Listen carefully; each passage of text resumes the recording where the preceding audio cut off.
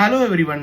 Exit போல் results, அதாவது கருத்து கணிப்பு. இப்போ நம்ம ஓட் போட்டுட்டு வெளியே வருவோம்ல, அப்போ வெளியே வரும்போது ப்ரெஸ் மீடியாஸ்லாம் நம்மக்கிட்ட கேட்பாங்க, யாருக்கு ஓட்டு போட்டிருக்கீங்க, யாருக்கு ஓட் போட்டிருக்கீங்க அப்படின்னு கேட்பாங்க. ஸோ அந்த மாதிரி கேட்கும்போது அந்த மக்கள் பதில் சொல்லுவாங்கல்ல, நான் இந்த கட்சிக்கு தான் ஓட் போட்டேன், நான் இந்த கட்சிக்கு தான் ஓட் போட்டேன் அப்படின்னு சொல்லுவாங்கல்ல. ஸோ அந்த கருத்து கணிப்பெல்லாம் எடுத்து ஆக்சஸ் மை இந்தியா அப்படின்னு சொல்ற கம்பெனி பார்த்தீங்கன்னா சர்வே எடுத்திருக்காங்க. ஸோ அதில் பார்த்தீங்கன்னா இந்த கட்சி வந்து இவ்வளோ லீடிங்கில் இருக்கு, இந்த கட்சி வந்து இவ்வளோ லீடிங்கில் இருக்கு, அது மாதிரி கட்சிகள் வந்து எந்தெந்த கட்சிகள் ரொம்ப ஹை லீடிங்கில் இருக்கு அப்படின்னு சொல்லி குறிப்பிட்டு அவங்க சொல்லுவாங்க. இந்த ஆக்சஸ் மை இந்தியா, அப்புறம் வந்து சி ஓட்டர்ஸ், இவங்கெல்லாம் பார்த்தீங்கன்னா சர்வே எடுப்பாங்க. அதாவது நாட்டில் எவ்வளோ மக்கள் இருக்காங்க, எலெக்ஷன் ரிசல்ட்ஸ்லாம் எப்படி, அந்த மாதிரி சர்வே எடுக்கிற கம்பெனி. அவங்க இந்த எலெக்ஷன் டைமில் சர்வே எடுத்திருக்காங்க. மெஜாரிட்டி தமிழ்நாட்டில் 3 கட்சி தான். இந்த கட்சி என்னென்னு பார்த்தீங்கன்னா, ஒன்று டிவிகே, இன்னொன்று டிஎம்கே, இன்னொன்று ஏடிஎம்கே. ஸோ இந்த 3 கட்சி தான் இப்போ பிரதானமாக இருக்குது, பேசும் பொருளாக ஆகிட்டு இருக்கிற கட்சிகள், ரொம்ப ஃபெமிலியராக ஃபேமஸாக இருக்கிற கட்சிகள்.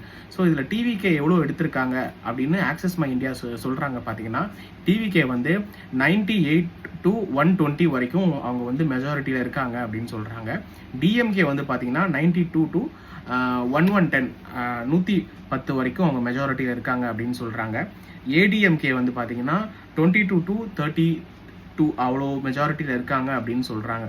ஸோ இது வந்து ஒரு கருத்து கணிப்பு மட்டும்தான். இப்போ மற்றவையெல்லாம் பார்த்தீங்கன்னா ஒரு 10, 9 அப்படின்னு சொல்கிறாங்க. இந்த கருத்து கணிப்பு வந்து நம்பலாமா அப்படின்னு கேட்டிங்கன்னா தெரியலைங்க. ஏன்னா வந்து இது வந்து ஒரு சர்வே மட்டும்தான். ஆக்சுவலி இது எப்படி ஒர்க் ஆகும்னு பார்த்தீங்கன்னா, ஓட்டர்ஸ் கிட்ட கேட்டு அவங்க நோட் பண்ணுற விஷயம் மட்டும்தான். ஸோ இதில் நிறைய சேஞ்சஸ் ஏற்படலாம். எப்படின்னு சொல்கிறேன்னு பார்த்தீங்கன்னா, ஒரு சிலவங்க ஓட்டு போட்டுட்டு வெளியே வருவாங்க. உள்ளே ஓட்டு போட்டது வேறு கட்சிக்காக இருக்கும், வெளியே வந்து அவங்க சொல்கிறது வேறு கட்சிக்காக இருக்கலாம்ல. இப்போ ஒரு சில டைம்ஸில் வந்து பார்த்தீங்கன்னா லைக் ஃபெமிலியர் பண்ணுறதுக்கு அந்த சரி, இந்த மீடியாஸ் இந்த மாதிரி கவுண்டிங்கை வந்து இன்க்ரீஸ் பண்ணி டிக்ரீஸ் பண்ணியும் காமிப்பாங்க.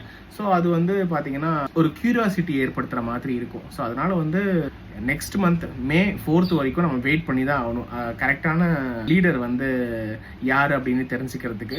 ஸோ நம்ம மே 4th வரைக்கும் வெயிட் பண்ணுவோம். ஸோ வீடியோ பிடிச்சிருந்தா லைக் பண்ணுங்கள், நம்மளோட சேனலையும் சப்ஸ்கிரைப் பண்ணிடுங்க.